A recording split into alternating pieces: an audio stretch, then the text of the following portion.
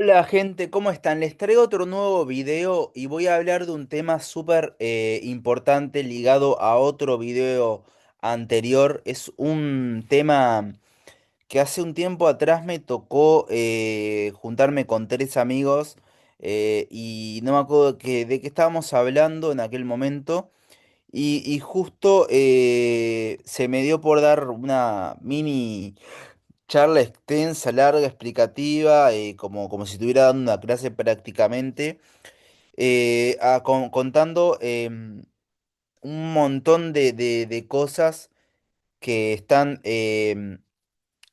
rigurosamente dentro de los libros de historia, es contenido histórico, es algo que existe, que es una realidad. Y bueno, y lo conté hace un tiempo atrás. Y bueno, antes de comenzar les pido que si les gusta mi contenido, le den like, comenten y compartan para que puedan ayudarme a crear más contenido. Es gratuito, así que lo comparten, no les cuesta nada, me dan una mano, me impulsan a mejorar. Cosa que esto, ¿qué va a suceder? Cuando la mayoría de las veces muchos influencers lo hacen, ¿no? O muchas personas que crean contenido lo hacen. Mutan en el tema del contenido y la calidad y la forma de hacer contenido. ¿Por qué? Porque a más cantidad de visibilidad o más cantidad de engagement, o sea, de seguidores o lo que se quiera llamar, eh, impactamos en más personas y también representa una mayor responsabilidad a la hora de comunicarnos, porque lo que decimos tiene que ser más responsable, mejor, o sea, genera una presión para que nosotros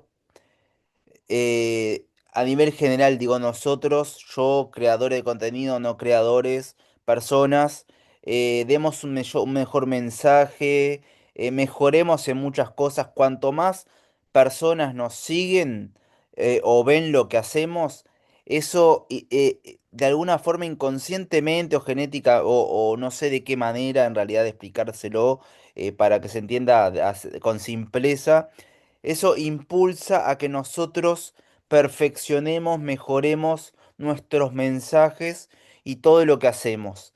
Entonces, los invito a seguirme también para impulsar eso, para mejorar, para que todo esto sea un apoyo totalmente gratuito en este momento, no les va a costar nada. Y bien, comienzo con el video contándoles un concepto de, bueno, la gran pregunta que he hablado en algunas ocasiones de el borde entre lo legal y lo ilegal. Eh, ¿Cuál es el límite que separa lo legal de lo ilegal? Cuando hacemos cualquier tipo de actitud, cualquier tipo de cosas. Lo voy a traer a un tema específico que es el tema drogas, porque es el tema que hablé con estos dos amigos en aquel momento y es un tema que lo he sostenido en varias charlas con otras personas en otros momentos. ¿Por qué?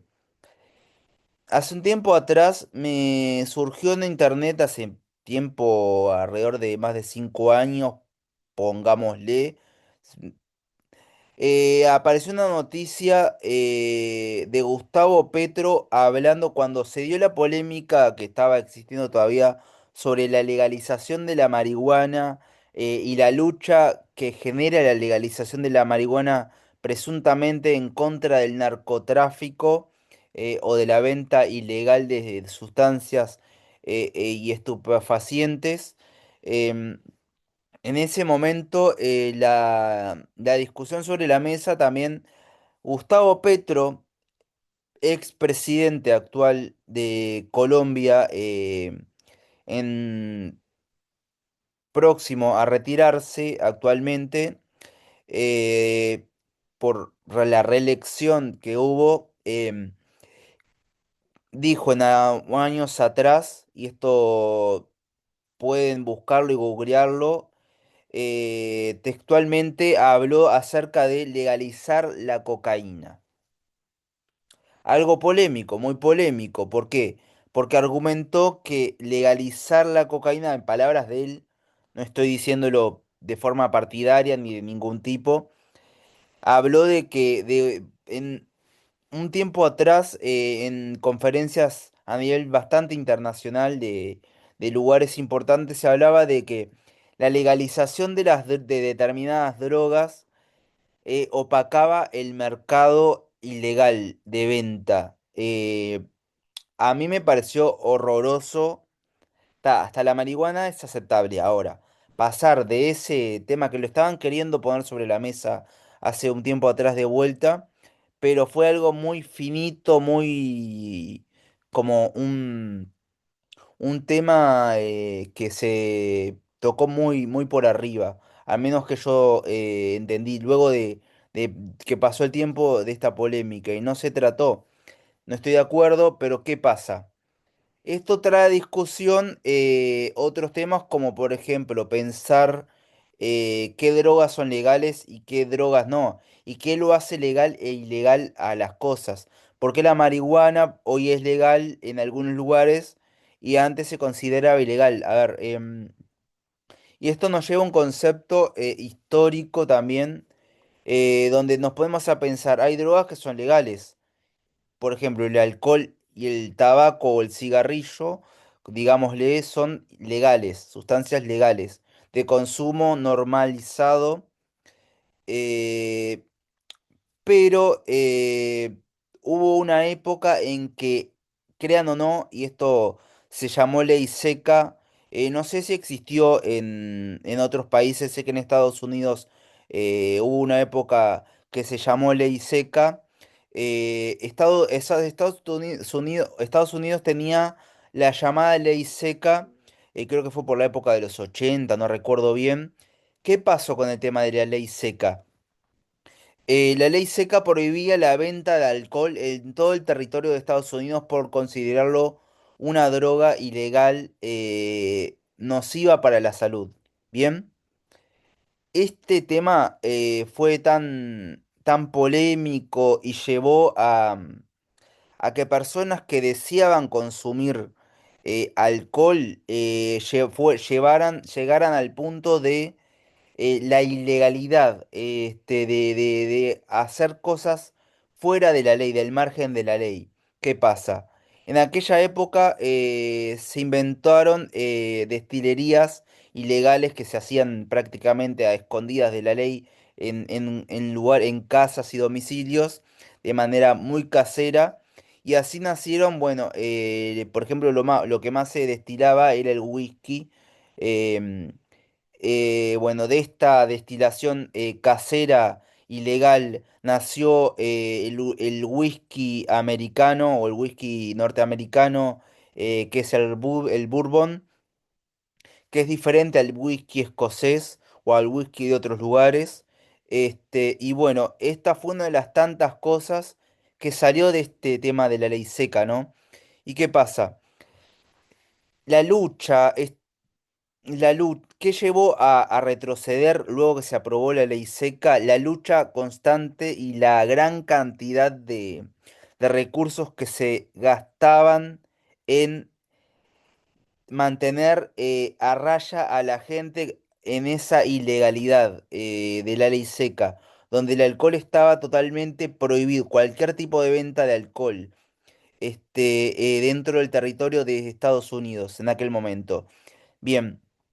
Otro concepto histórico es pasó, y esto está en los libros obviamente, pasó entre Inglaterra cuando invadió la India. Eh, Años atrás, las llamadas guerras del opio, eh, Inglaterra comercializaba con India el opio.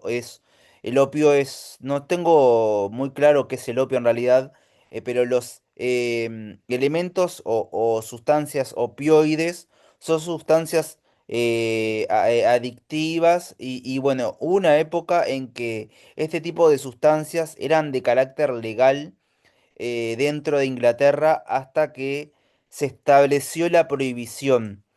R- ¿Qué pasa?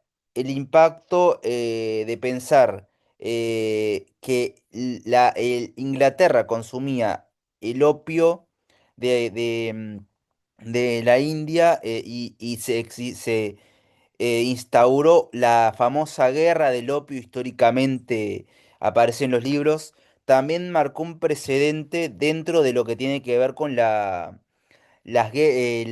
lucha contra estas cosas y el límite entre lo legal y lo ilegal.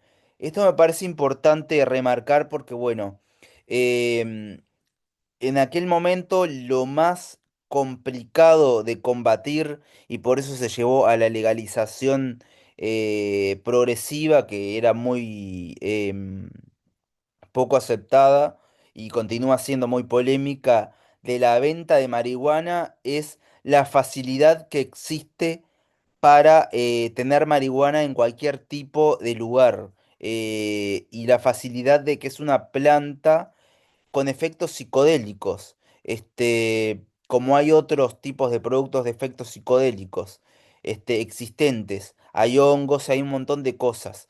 ¿Qué pasa? Em, los hongos no son tan fáciles de encontrar, pero la marihuana se hizo tan difícil de combatir porque es tan simple como poner una semilla y que crezca una planta, entonces se volvió una guerra que era muy difícil de combatir. ¿Y esto qué hizo? Llevó a que se hiciera esta famosa legalización. Yo considero que en realidad fue ese el argumento oculto fue ese, la dificultad de la lucha contra este tipo de consumo, que era demasiado genérico y demasiado difícil de combatir y la mayoría de recursos se gastaban en prohibir.